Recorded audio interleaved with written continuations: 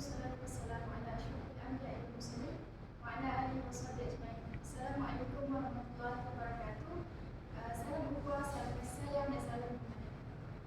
Warga dewan sekalian, bersyukur kita kehadirat Allah SWT kerana dengan izin dari Tuhannya, daripadanya dapat kita bertemu lagi dalam ulangan forum sastra dunia bersama saya, Nur Alia, pada petang yang bahagia ini. Hadirin yang dirahmati Allah sekalian, sebelum saya memperkenalkan ahli-ahli panel kita pada hari ini, marilah kita bedah sedikit mengenai tajuk forum kita berkisar tentang nasib sastra dunia serba yang semakin hangat berganti-ganti. Rentetan daripada wujudnya pendapat yang mengatakan bahawa sastra Melayu akan semakin dilupakan seiring perkembangan zaman. Hal ini terjadi kerana masih ada masyarakat yang masih kurang peka dengan kedudukan karya kesusastraan yang kaya dengan keindahan seni kata pada zaman ini. Justru, adakah benar apa yang telah dikatakan oleh sebahagian masyarakat mengenai isu ini? Sebelum mengupas tajuk ini dengan lebih mendalam, terlebih dahulu mari kita berkenalan dengan empat ahli panel kita pada hari ini. Baiklah, di sebelah kanan saya, ahli panel pertama, saudara Khairul Shahabuddin bin Mukazimi. Apa khabar saudara? Seterusnya, ahli panel kedua, pemandu hijab kata-kata, saudara Ainuddin Arif bin Nasruddin. Selamat datang saudara. Di ujung sana, saudara Aizuddin bin Sufiman. Selamat datang buat saudara juga. Panel yang terakhir kita tak lain tak bukan yang kita tersegak bergaya, saudara Muhammad Zahid. Sebelum saya menyimpan dengan lebih jauh, saya akan jemput panel pertama untuk memberikan pandangan beliau. Okay, terima kasih kepada saudara kita yang cantik yang pada hari ini. Izinkan saya untuk mengupas isu yang akan saya bawakan dalam perbincangan kita pada hari ini, iaitu nasib sastra dalam dunia saya. Seperti yang kita tahu, dalam kesusastraan Melayu terdapat berbagai pecahan sastra yang wujud. Tadinya termasuklah seperti peribahasa, sloka, syair, pantun, gurinda dan macam-macam lagi. Dan pada hari ini saya akan fokuskan isi saya pada peribahasa, iaitu isu pada hari ini peribahasa yang digunakan dalam lirik-lirik Nabi. Sebelum itu, menurut Za'bah dalam seri Lanang Jaya Johari dan Dahlia Janan 2013, peribahasa ialah susunan kata yang pendek dengan makna yang luas, mengandungi kebenaran, indah didengar dan bijak perkataan.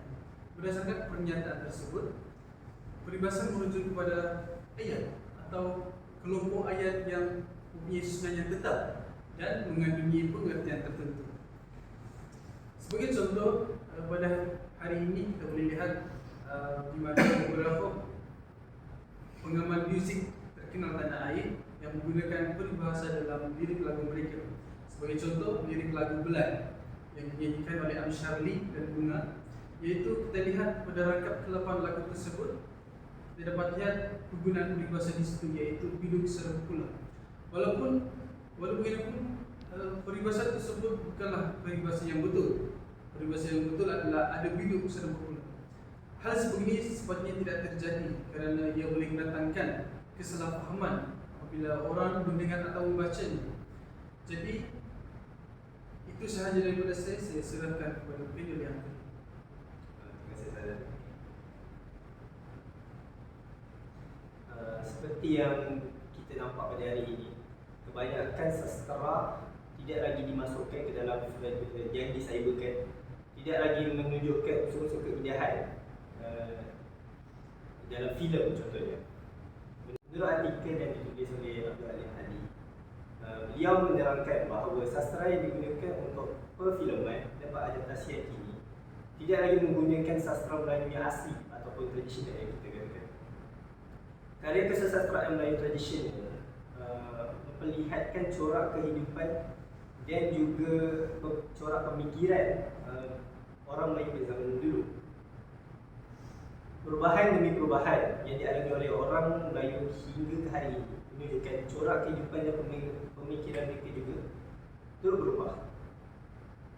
teks-teks kesusastraan Melayu tradisional itu tentunya tidak lagi menyentuh persepsi dan makna yang sejajar dengan realiti kehidupan orang-orang Melayu pada zaman kini. Seperti yang kita dapat lihat di panggung wayang besar pada tahun 2022, di mana Mat Kilau yang diarahkan oleh Syamsul Yusof telah menggemparkan dunia sebagai filem tradisi. Namun begitu, sastera yang digunakan di dalamnya,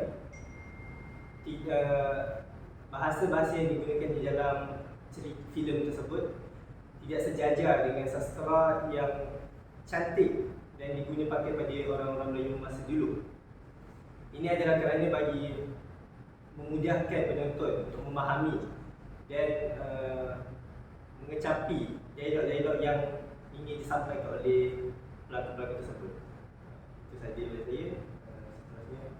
Seterusnya, berdasarkan apa yang kita telah dengar dan terima daripada film pertama dan film kedua, sememangnya tidak dapat dinafikan bahawa kesusastraan di dalam dunia cyber ini diheret ke arah yang lebih negatif. Namun begitu, terdapat juga sisi yang membawa sastra di dalam dunia cyber ini ke dalam arah yang lebih positif. Sebagai contoh, di mana karya sastra semakin lama semakin mendapat tempat di hati masyarakat apabila karya sastra ini telah diawet ataupun ditukarkan kepada bentuk yang boleh diakses dengan lebih mudah. Seperti yang kita tahu, karya sastra kebanyakannya bersifat fizikal, iaitu dalam buku ataupun dalam buku ataupun penulisan. Namun sekarang karya sastra ini lebih mudah untuk diakses melalui laman-laman sesawang di dalam dunia cyber. Hal ini sekaligus dapat membantu golongan muda ataupun golongan muda seperti kanak-kanak dan juga para remaja untuk mencuba mencari tahu mengenai ilmu kesusastraan dengan lebih mendalam. Sebagai contoh, kita dapat lihat melalui suatu kumpulan yang dinamakan sebagai kelompok kesusastraan, di mana mereka telah membuat suatu laman sesawang yang dipanggil sebagai sastrawan cyber, di mana mereka mencuba untuk menyampaikan message ataupun karya-karya kesusastraan yang mereka telah hasilkan ataupun orang-orang terdahulu telah tulis di dalam bentuk yang boleh diakses dengan lebih mudah. Perkara ini memudahkan lagi kepada mereka yang di luar sana yang suka untuk mendapatkan bahan bacaan sastra secara fizikal kerana terhad untuk didapatkan. Menurut tokoh sastrawan negara Datuk Dr. Anwar Ikhwan, beliau telah memberi suatu tanggapan mengenai karya sastra ini, di mana beliau telah mencuba untuk mencadangkan para sastrawan untuk menukarkan medium penyampaian karya sastra mereka ke arah yang lebih mudah untuk dicapai oleh generasi yang akan datang. Itu saya serahkan kepada yang terakhir. Terima kasih saya ucapkan kepada saudara Azudin selaku penanya ketiga.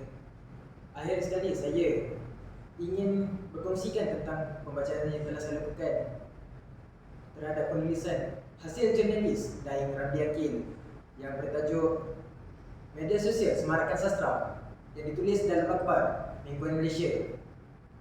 Dalam penulisan tersebut telah dinyatakan terdapat beberapa ahli sastrawan yang giat dalam berkongsi hasil karya mereka di laman media sosial, terutama sekali di laman Facebook. Antaranya terdapat Profesor Emeritus Dr. Abdullah Hasan, Dr. Aminuddin Mansur dan juga Dr. Wan Razullah.